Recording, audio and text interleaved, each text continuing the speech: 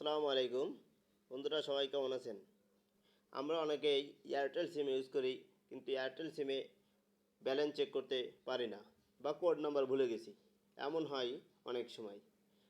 যদি আমি আপনাদেরকে আজকে সেই কোড নাম্বারটা বলে দিব, যেটা দিয়ে আপনারা সহজে ব্যালেন্স চেক করতে পারবেন আপনার এয়ারটেল সিমে কত ব্যালেন্স আছে।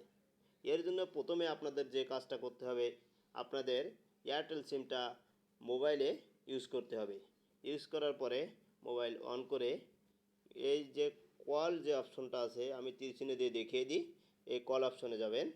কল অপশনে যেয়ে এরকম একটা ইন্টারফেস আসবে, যেখানে সাধারণত নাম্বার পাতি আপনারা কল দিয়ে থাকেন।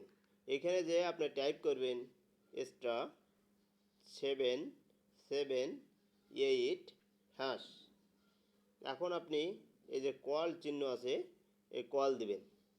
কল দিলে আমার এই মোবাইলে এয়ারটেল সিমটা ইউজ করা নাই। আপনারা যারা এয়ারটেল সিম যখন ইউজ করবেন, তখন এখানে আমার দুইটা সিম রবি অ্যান্ড গ্রামীণ, তখন এখানে এয়ারটেল সিম ইউজ করা থাকলে এয়ারটেল সিম চলে আসবে। তখন আপনি সেই এয়ারটেলের উপরে ক্লিক করবেন, সঙ্গে সঙ্গে আপনি ব্যালেন্স দেখতে পাবেন। Thank you all.